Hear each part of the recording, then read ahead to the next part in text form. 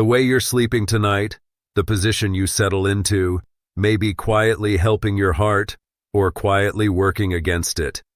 And here's the part most elders don't know. It's probably not the side you think. You clicked because you want to know which position helps the heart and may lower the strain tied to strokes and to thrombosis. Those are blood clots, often in the legs. I'll give you the honest answer in the next 15 seconds. The single biggest win isn't picking a magic side, it's getting off your back. Stay with me and you'll know exactly why and what to do tonight. I've spent years reading the sleep and heart research and turning it into plain language for people who want the truth without the hype. And this topic has a lot of hype. Here's why it matters for you specifically. If you're somewhere between 55 and 70, your nights have probably changed. Maybe you wake up once or twice. Maybe your husband or wife has started elbowing you about snoring. Maybe you wake up tired even after 8 hours and you've chalked it up to age. Those things are worth paying attention to, and your sleeping position is one piece of the puzzle you can actually adjust for free starting tonight. Quick, honest note, and I'll only say it once. This is educational content, not medical advice. If you have a diagnosed heart condition, heart failure, or you've had a stroke, your best position may be different from the general advice here. So check with your own doctor before changing anything. They know your history. I don't. And here's the open loop I want you to hold on to. There's a sound your partner may have heard you make at night, and it's a bigger clue about your heart than almost anything else we'll talk about. I'll come back to it. Let's clear something up first, because there's a lot of nonsense online promising that one magic position will prevent strokes. I'm not going to tell you that because it isn't true, and you deserve the real picture. Here's what is true. Your sleeping position doesn't directly unclog an artery or dissolve a clot. What it does is change how easily you breathe while you're asleep, and your breathing at night turns out to matter a great deal for your heart. Let me explain the mechanism simply. When you lie flat on your back, gravity lets your tongue and the soft tissue at the back of your throat sag backward, toward your airway. Mayo Clinic experts note that sleeping on your back can let the tongue and jaw fall back and crowd the airway, and many people snore more on their back. Think of your airway like a garden hose. On your back, it's a hose with a gentle kink in it. On your side, the kink mostly opens up. Why does a kinked airway matter for your heart? Because when the air can't flow freely, your breathing can briefly stop and restart through the night, sometimes dozens of times an hour. Each pause makes your body panic a little, release stress hormones, and spike your blood pressure. Do that hundreds of times a night, year after year, and it adds up to real strain. That condition has a name, and it's coming up next. This is the foundation for everything else. The position is just the lever. Breathing is the thing it moves. So, the first and biggest truth. If you tend to sleep flat on your back, that's the position most worth rethinking. Here's the scene. You settle in on your back, remote in hand, drift off during the news. It feels relaxing. But for a lot of people over 55, that's exactly the position where the snoring gets louder and the breathing gets choppier. The condition I mentioned is obstructive sleep apnea. That simply means the airway keeps collapsing during sleep, so breathing stops and starts. And it's far more common than most people realize. According to a 2021 American Heart Association scientific statement, sleep apnea affects roughly 34% of middle-aged men and 17% of middle-aged women, and many cases are undiagnosed. Now here's the link to everything in the title. Doctors consider this nighttime breathing problem a genuine risk factor for the heart and brain. Obstructive sleep apnea has been linked to higher rates of high blood pressure, stroke, and coronary artery disease, with evidence it can also raise the risk of heart failure. And many people only have this problem in one position. Some people have what's called positional obstructive sleep apnea, meaning they only have apnea in a certain position, most often when they're back sleepers. So for a meaningful number of people, simply not sleeping on their back makes the breathing pauses better. There's even older research pointing this direction. A 2011 clinical trial found that avoiding the back sleeping position modestly reduced the severity of apnea in people who had previously had a stroke. I want to be careful and fair here, because honesty matters. We don't yet have proof that changing your position alone reduces the risk of a future stroke. So I won't promise you that. What I can tell you is that getting off your back is a sensible, free, low-risk change that helps many people breathe better at night. And better breathing is good for your heart. Your action tonight. If you're a back sleeper who snores, try the tennis ball trick. Sew or pin a tennis ball into the back of an old t-shirt and wear it to bed. When you roll onto your back, it's just uncomfortable enough to nudge you back onto your side, without waking you. It sounds silly. It's a real technique clinicians have used for years. Transition. Now, you might be wondering which side is best, left or right? The answer surprises most people, and it depends on something specific about you. Here's where the internet gets it wrong by insisting there's one perfect side for everyone. The truth is more personal and more useful. For most healthy people, either side is fine and far better than your back. Side sleeping keeps that airway open, takes pressure off your spine, and for many people just feels better. But the side can matter if you have a specific condition. Two examples that touch this audience often. First, heartburn and reflux, that burning feeling that creeps up at night. Many people find the left side eases it. Sleep experts note potential benefits of left side sleeping for reflux, or GERD.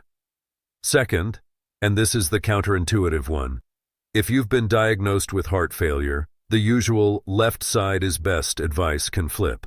Some people with heart failure actually prefer sleeping on their right side because the left side can make them more aware of their heartbeat and less comfortable. That's a perfect example of why you don't just copy a rule off the internet. Your body and your conditions get a vote. And here's the honest bottom line that the research keeps coming back to. Current evidence strongly suggests that being well-rested matters for heart health no matter which position you sleep in. In other words, the quality of your sleep outweighs the exact angle of your body. Your action. If you have reflux, try the left side this week and see if the nighttime burning eases. If you have a diagnosed heart condition, ask your doctor specifically, is there a side you'd recommend I sleep on, given my heart? That's a 5-second question with a potentially comfortable payoff. Transition. Before the next piece, which is about your head and your legs, and it's the part almost everyone gets wrong, let me pause for one quick thing. If this is useful so far, and especially if the back sleeping piece made you think about your own nights, subscribing is the easiest way to support the channel and helps me keep making these honest, no-hype videos for people over 55. That's the only time I'll ask. Now, back to it. Truth number 3 is the one that goes beyond just left or right. It's about the angle of you, your head and your legs. Start with the head. If you deal with reflux, or you've got a touch of heart trouble that leaves you a little breathless lying flat, raising the head of your bed can genuinely help. For people with heart failure, the most important positioning is often sleeping with the head elevated using several pillows or by raising the bed, because this helps shift fluid in the lungs downward and eases shortness of breath. Quick, important distinction. Don't just stack pillows under your neck. That bends you at the neck and can ache by morning. You want to raise from the waist up, or lift the actual head of the bed a few inches with sturdy blocks. Think gentle slope, not a folded chin. Now the legs. And this speaks directly to the thrombosis worry, those blood clots in the legs. Here's the honest framing. Position is a small helper, not a cure.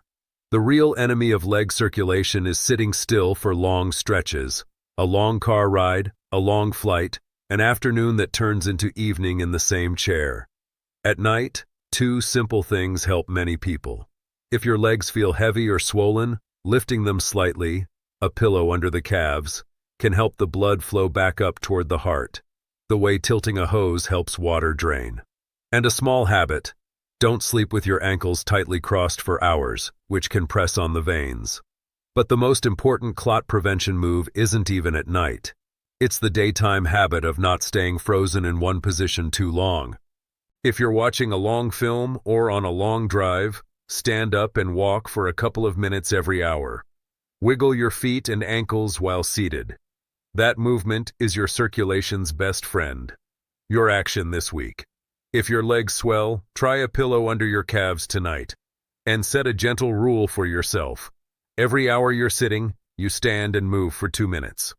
1 lap to the kitchen counts. Transition. All of this leads back to that sound I mentioned at the start, the one your partner may have heard. It's the most important clue of all. Here's the open loop, closed. The sound isn't the snoring itself. It's the silence after it. Loud snoring that's broken by a pause, a few seconds of no breathing, and then a gasp or a snort as breathing restarts. That pattern is the classic sign of the sleep apnea we've been talking about. And usually you can't hear it yourself. Your partner is the one who notices. Other clues you can notice: waking up with a dry mouth or a morning headache, feeling unrefreshed after a full night, or nodding off easily in the afternoon. Common signs include loud snoring or gasping, morning headaches, excessive daytime sleepiness, and trouble with concentration and memory. Here's why I'm spending time on this instead of just on position. Changing your position can help with mild position-related cases. But if you have the real, repeated pauses kind, position alone usually isn't enough. And the most effective treatments do more. Research shows stronger evidence for treating sleep-related breathing problems directly than for relying on one best sleeping position. And effective treatment of sleep apnea reduces strain on the cardiovascular system. That's the contrarian heart of this whole video. The position is a useful nudge. The breathing is the main event. If the breathing problem is real, the position is a band-aid, and you'd want a proper check. Your action. If any of this sounds familiar, ask your partner one direct question this week. When I snore, do you ever hear me stop breathing? If the answer is yes, that's worth a conversation with your doctor about a simple sleep test. It's one of the more powerful things you can do for your heart, and most people never ask. Quick question before we wrap up. Be honest with me. What position do you fall asleep in? Back, left side, right side, or stomach? Just type it below. And if your partner has ever told you that you snore or stop breathing, tell me that too. I read every comment, and these answers genuinely shape what I make next. So, let's bring it home.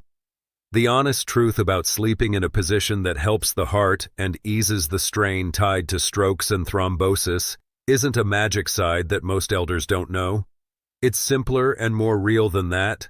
Get off your back, breathe better, and sleep deeply. The position is the lever. Your breathing is what it moves. Here's your week. Easiest first. Step 1.